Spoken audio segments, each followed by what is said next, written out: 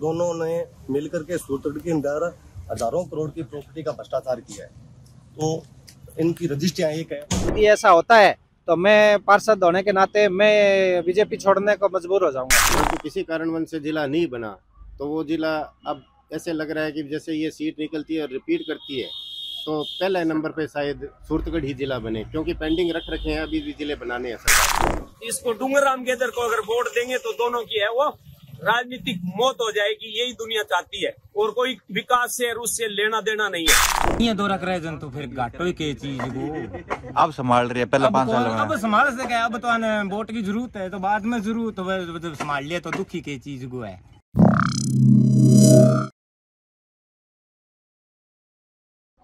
राजस्थान में विधानसभा के चुनाव चल रहे हैं और सूरतगढ़ विधानसभा की बात करें तो अब हम पूछना चाहेंगे भी सूरतगढ़ में किन का माहौल चल रहा है। कांग्रेस पार्टी जीत रही है, सरकार बना रही है सर। सरकार बना रही है। आप कैसे कह सकते हैं कि सूरतगढ़ में कांग्रेस जीत रही है? कॉन्फिडेंस है हमारे को, हमारा कैंडिडेट है कांग्रेस से खड़ा है, जीतेगा। कॉन्फिडेंस के साथ कह रहे हैं हम, इसमें कोई किंतु परंतु नहीं है।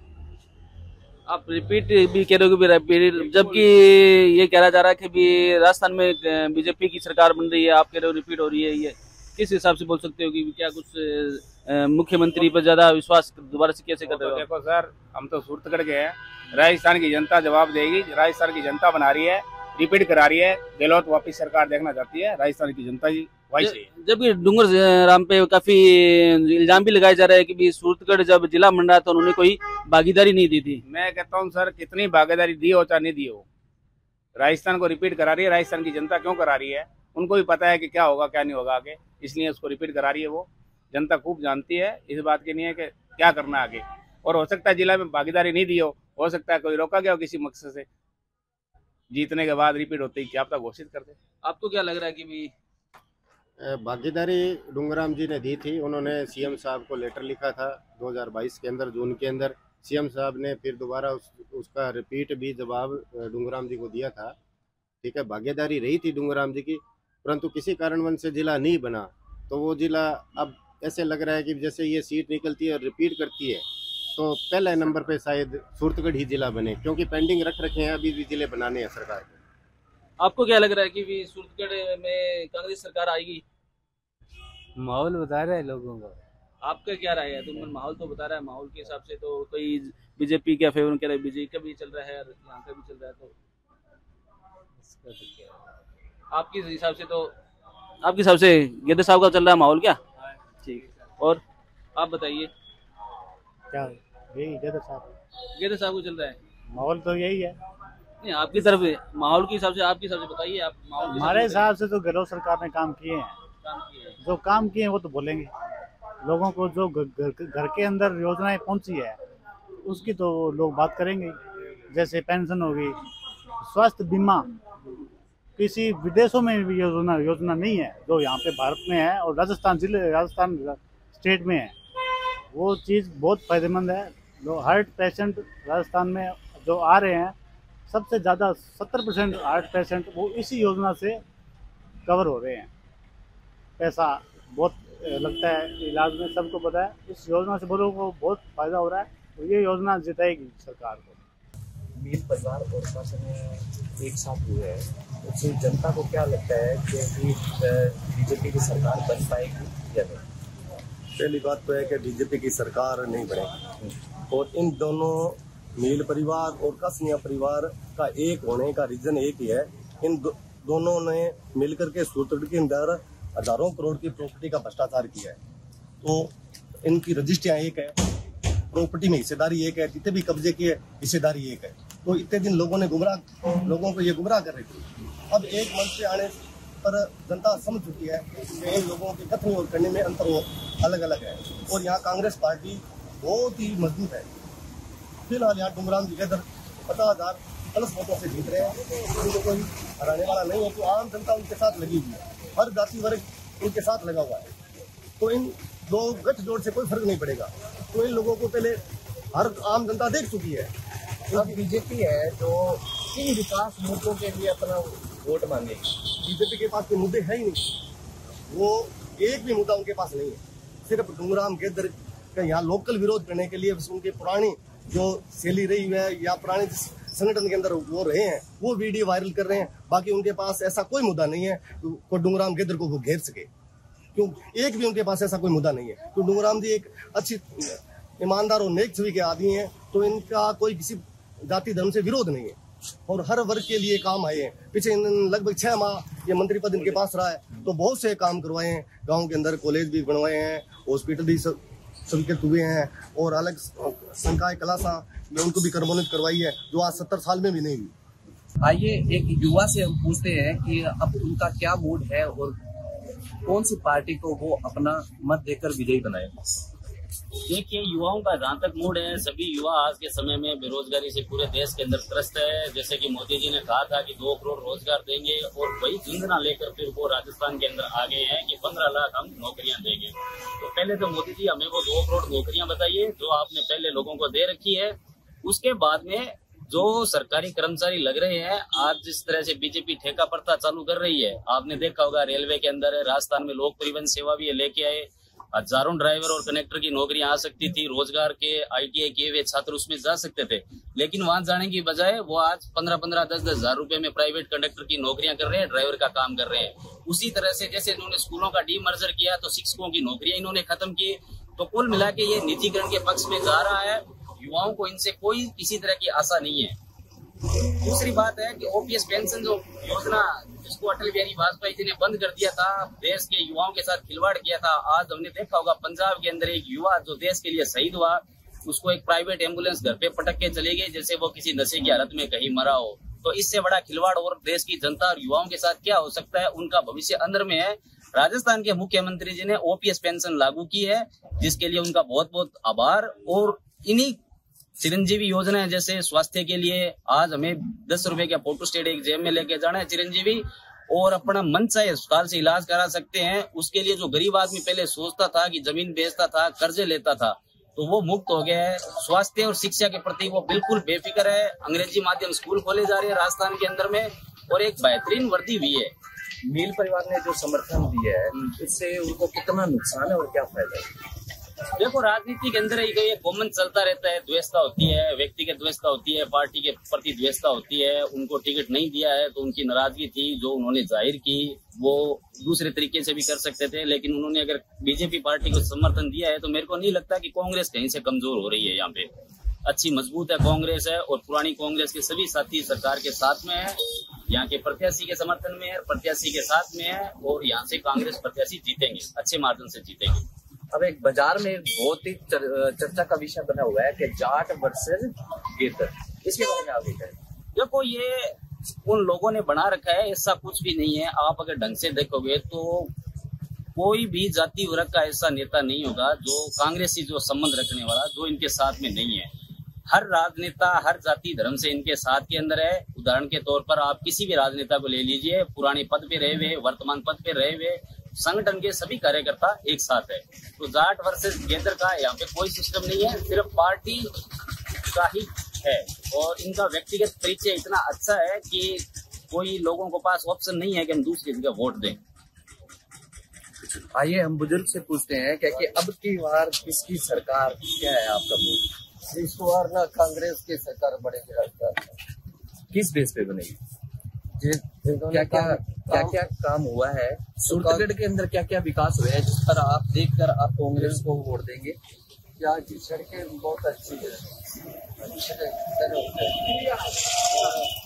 की व्यवस्था ठीक है, डूंगराम के अंदर आदमी बहुत बढ़िया आगे तो मेन बदमाश है, उससे हम विश्वास नहीं करते। अच्छा, मील बदमाश है, चाहे कुछ भी हो जाए। पर राम प्रताप कासनिया तो साफ छवि के आदमी है। बिल्कुल ही, उस पे तो दाग है ही नहीं साहब जी, वो तो बिल्कुल ही धोते हुए है। तो आपको जो राज्य सरकार ने जो चिरंजीवी योजना जो शुरू की है, हाँ जी, उसमें आपको क्या फायदा मिला है कुछ? अभी तक तो मेरे को 1000 रुपया महीने का मिल रहा है। राशन किट स्टार्ट की है, पेंशन जो है वो बढ़ाई है, मिल रहा सर। तो अब की बार ये मान लें कि अब की बार कांग्रेस सरकार? बिल्कुल है। कोई मेरे से ना स्टाम्प ले, मैं लिख दूंगा, केवल लूंगा, देख ले आज मैं और क्या करें।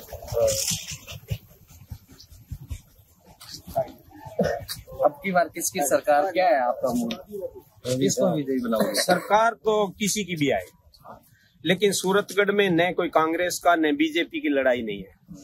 यहाँ पर भूमाफिया कब्जेदारियों की और एक ईमानदार आदमी की लड़ाई है। इन कब्जादारी भूमाफियाओं से, गुंडों से पीछा छुड़ाने के लिए डूंगरराम गेदर को है वो चुनाव जिताने की तैयारी है। यहाँ पर पिछले 5 सालों से पूर्व विधायक गंगाजल मील और उनके गुर्गे, उनकी चूरमा गैंग, उनके सारा का सारा सिस्टम है। शहर के चारों तरफ सरकारी पड़ी जमीनों पर कब्जे किए, गरीब लोगों के प्लाटों और मकानों पर कब्जे किए। गरीबों की जो भी कीमती जमीनें थी जो मेन रोड पर, हाईवे पर आती थी, उन सारी की सारी जमीनों के ऊपर है वो पूर्व विधायक गंगाजल मील अपने गुर्गों के मार्फत है वो सारी पर कब्जा करा दिया। और उसमें भागीदारी रही विधायक राम प्रताप कासनिया की। बार बार जाकर लोग बोलते तो बोले मेरी चलती नहीं, लेकिन राम प्रताप कासनिया ने भी 7 मरबे अपने आदमियों के नाजायज खातेदारी जमीन करवा ली और गंगाजल मील ने 14 मरबे है वो नाजायज जमीन खातेदारी करवा दी। जबकि असली जो जमीनें जो बाप दादाओं के पीढ़ियों से जो बोते आ रहे थे, जिनका हक था, उन लोगों को खातेदारी नहीं मिली। जब अभी ये दोनों इकट्ठे हो गए, जनता ये चाहती है कि यहाँ का जंगल राज खत्म हो जाए। यहाँ सूरतगढ़ में कोई अशोक गहलोत सरकार का आदेश नहीं चलता था। यहाँ पर केवल गंगाजल मील के अपने घर बनाए हुए कानून चलते थे और साथ में मिली भगत थी राम प्रताप कासनिया की। इसलिए आम जनता इतनी प्रताड़ित थी कि कब पता नहीं किसका घर ढह जाए, किसका घर सुबह तोड़ने के लिए जेसीबी आ जाए। यहाँ पर दहशत फैला के रखी थी, हजारों घरों को तोड़ दिया और कम से कम हजारों प्लाटों पर है वो पूर्व विधायक गंगाजल मील, उनके गुर्गे और राम प्रताप कासनिया की मिली भगत से कब्जे हुए। तो यहाँ आम जनता ये चाहती है कि अभी एक तीर में 2 शिकार, यानी एक गोली से 2 मौत होगी। जनता ये चाहती है दोनों एक लाइन में आए हैं, इसलिए इसको डूंगरराम गेदर को अगर वोट देंगे तो दोनों की है वो राजनीतिक मौत हो जाएगी। यही दुनिया चाहती है और कोई विकास से और उससे लेना देना नहीं है। सूरतगढ़ में वैसे देखा जाए तो बहुत सी सरकारें आई गई, बीजेपी की, कांग्रेस की, पर यहाँ पर समस्याएं तो खूब है, पर 2 समस्याएं मेन है। एक तो है जल और एक है भूमि। अभी तक जितनी भी सरकार आई है ये जल की समस्या तो अभी तक पूरी कर नहीं पाई है और ना ही भूमि की। अब जैसे बाहर से आकर भूमाफिया सूरतगढ़ पर कब्जा बनाए बैठे हैं, क्या डूंगरराम जी गेदर के आने के बाद ये भूमाफियाओं का सफाया होगा? इनका तो जब ऊपर पावर नहीं चलेगी तो ऑटोमेटिक इनकी मौत हो जाएगी। ऊंट तो मर गया, चिंचड़ जो है ना घूम रहे हैं, वो चिंचड़ों की मौत अब मरने वाले हैं। चिंचड़ भी, चिंचड़ यानी भूमाफियाओं के जो इनके गुर्गे हैं, चमचे हैं, वो मरने की तलाश देख रहे थे। यहाँ डूंगरराम गेदर की जब जीत हो रही थी आसपास घूम रहे थे, लेकिन हम लोगों ने मना कर दिया कि इन लोगों को यहाँ ऑफिस में ही नहीं घुसने देना, नहीं तो तुम्हारी हार भी हो जाएगी। ये बड़ा एक हाथी, ऊंट ही नहीं कहेंगे, बड़ा हाथी था गंगाजल मील, उसको भी ये गुर्गे, ये चमचे जो भूमाफिया थे, इन्होंने ढा लिया। इसी की देन है ये।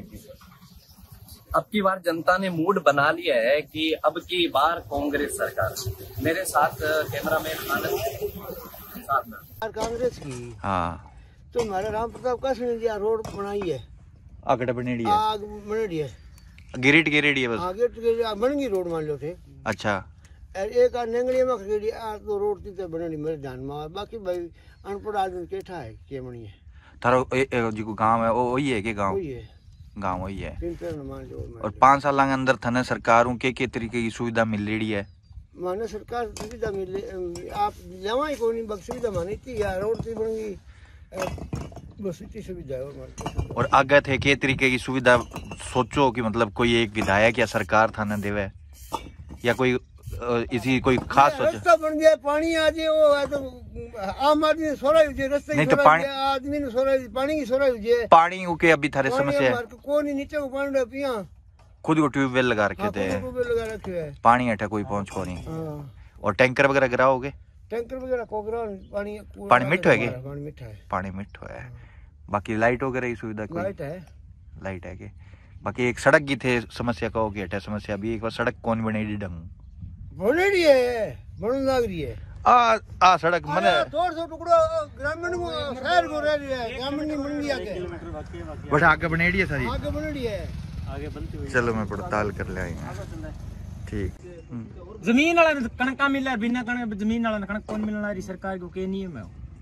पहला और सवाल ले लो कोई ऑनलाइन और सवाल और सवाल कोई डॉक्यूमेंट कागजात के गरीब का मन नहीं कौन ला रहे, अमीर आपका बना के ग्राम बढ़े आवा है, सब काम आप अमीर कर नहीं थे कितनी बार विधायक गया ये चीज तरीके की बात करने भैया कि भैया हमारा जी का कागज है। विधायक कौन है? ओ आपने बैठे कसनी उम्मीद है, कसनी होनी भी ठीक है अब तो भाई एक ही बात है, अब एक ही बात है। नहीं थे साल आप 5 साल में कितनी बार आपका कागजात खतर बांग करने गया होगा? मैं 2 बार चाहिए, लेकिन इसने कहा कि तब सहरता लाग गई थी के करना डॉक्यूमेंट कागजात कणक का बंद करे पास होड़ा पड़े कणक कौन मिलना रही मैंने संतुष्टि बरो कोई जवाब कौन मिले वहां का कोई मिला कौन। अब गहलोत सरकार बिजली माफ करी है, बीमा कोई है कि था ना रियायत बिजली फायदो मिली है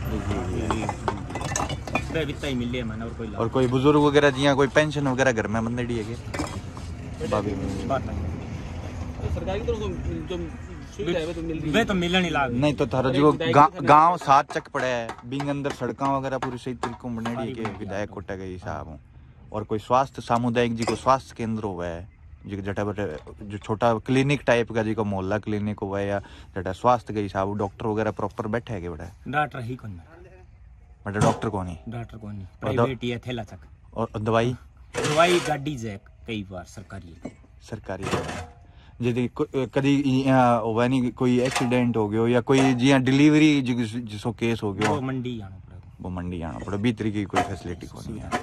और स्कूल के अंदर जी का स्कूल हुआ है स्कूल 12वीं तक और मास्टर वगैरह मास्टर सब डाल विधायक जी पिछले 5 साल में कितनी बार आया था?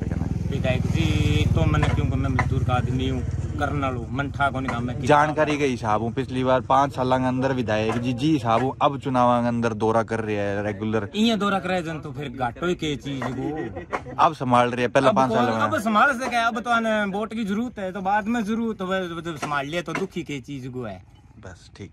जहाँ सूरतगढ़ में विधानसभा के चुनाव चल रहे हैं तो हम आपसे पूछना चाहेंगे सूरतगढ़ में माहौल किसका चल रहा है? भारतीय जनता पार्टी का चल रहा है। जो सूरतगढ़ में जो राम प्रताप कासनिया और मिलों का जो मिलाप हुआ है तो ये जनता के लिए क्या सुखदायक है या फायदेमंद रहेगा या नहीं रहेगा? ये फायदेमंद ही रहेगा, दुखदायी कोई बात नहीं है। सारी जनता जानती है कि अपने स्वार्थ के लिए वो बीजेपी में आए हैं, लेकिन राम प्रताप जी कासनिया एक ऐसे विधायक हैं जो सुलझे हुए इंसान है, सच्ची बात का साथ देते हैं और ये जो मनमानी करेंगे तो विधायक राम प्रताप जी कासनिया जो इनको मनमानी अपना भारतीय जनता पार्टी में नहीं करने देंगे। नहीं जो गलत काम करें तो ये बीजेपी में आके कासनिया जी ने सही काम किया करवाया है, गलत काम किया है तो आप उनका साथ दोगे या नहीं दोगे? यदि काम होता है तो ये भारतीय जनता पार्टी के अंदर वो आए अच्छी बात आए, हर वोट जहाँ भी वोट मिलता है भारतीय जनता पार्टी का वहाँ भारतीय जनता पार्टी का हर कार्यकर्ता या जो भी भारतीय जनता पार्टी में आए उनका स्वागत है, लेकिन भारतीय जनता पार्टी में हम उन लोगों को गलत काम नहीं करने देंगे। भारतीय जनता पार्टी में जो आ रहे हैं तो जो भारतीय जनता पार्टी के मेन जो कार्यकर्ता थे वो कुछ नाराज चल रहे हैं कि भी हम थोड़े से उनसे, तो उसका क्या उनको बीजेपी को नुकसान होगा या फायदा होगा? देखिए आम जनता सब जानती है नुकसान और फायदा कि पहले कालवा जी आए थे तो लोगों ने बहुत ऐसी ऐसी बातें बनाई थी, तो वही हमारा आज यदि कालवा जी बुरे काम किए या नहीं किए वो तो वो जाने कांग्रेस वाले, लेकिन भारतीय जनता पार्टी में आने के बाद में हमें कोई उनको गलत काम नहीं करने देंगे। और यही मिलों में यदि मिल कोई गलत काम करके कोई बंदा आपके बीजेपी आ जाएगा, बीजेपी पूरा शरण देगी उसको?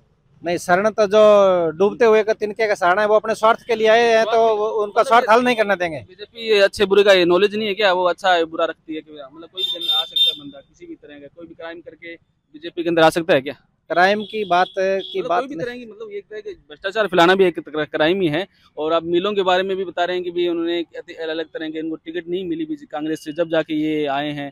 अब वो अचानक कहते हैं कि मूल कांग्रेसी थे अब जाके मूल बीजेपी के हो गए, तो आप मूल बीजेपी वाले क्या सोचेंगे इनके बारे में? देखिए मूल बीजेपी वाले बीजेपी के जो कट्टर कार्यकर्ता वो है तो वो तो हर बार बीजेपी को ही जिताने का काम करेंगे, तो उनका नुकसान नहीं होगा क्या भी उनका काम? मुझे नहीं लगता कि ये नुकसान होगा। मैं आपको स्पष्ट बता दूं कि राम प्रताप जी कासनिया के इतने सच्चे इंसान है, यदि बेगाराम दादाजी खुद भी कहे गलत काम के लिए तो वो नहीं करेंगे।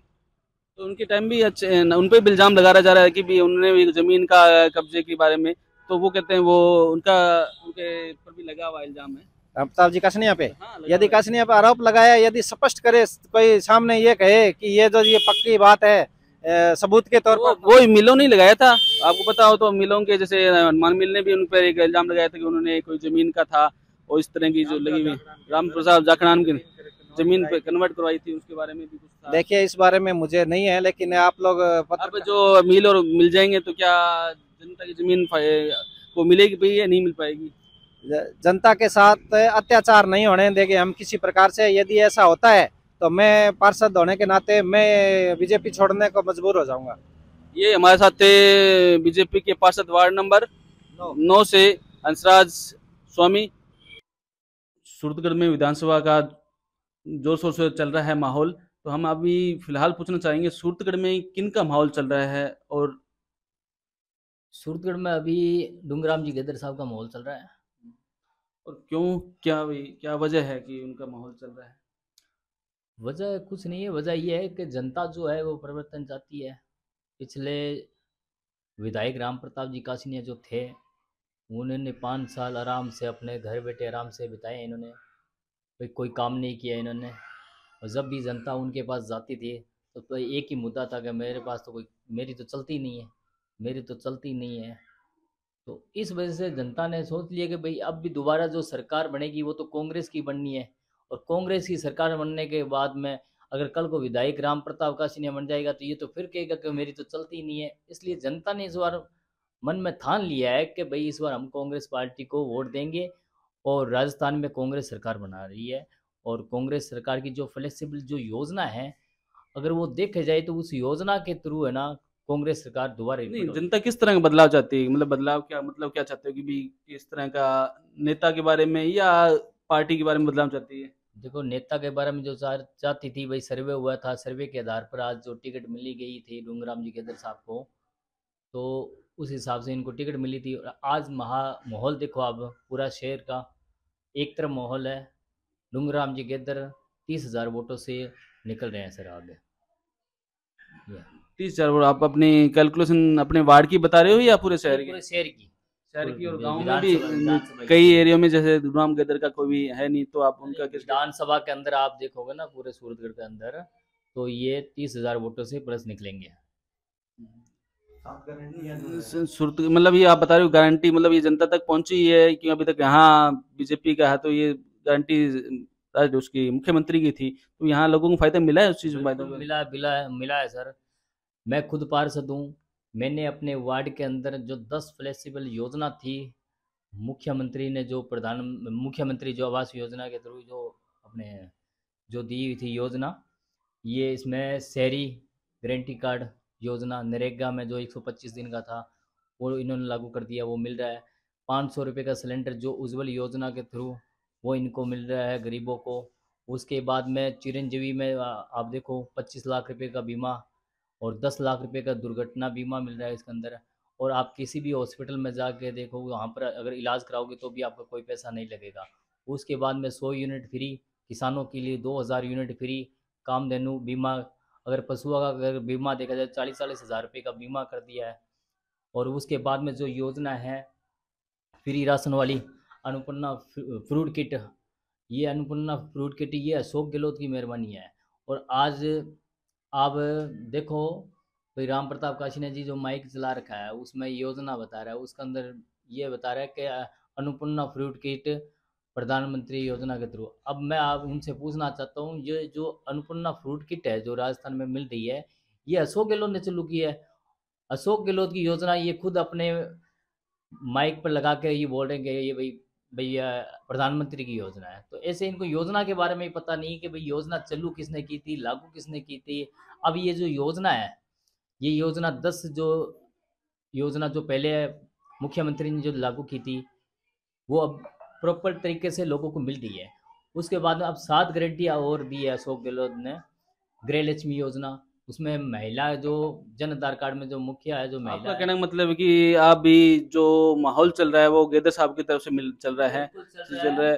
और अभी यहाँ शहर में बाकी जो उम्मीदवार हैं तो उनमें कोई अभी मुख्य रूप से बाहर नहीं आए हुए हैं चीज के लिए। इसके अलावा मतलब आप बात करते हैं कि पार्टी की टक्कर है बीजेपी और कांग्रेस की तरफ से है, और आप बता रहे हो एक तरफा बता रहे हो मतलब के लिए।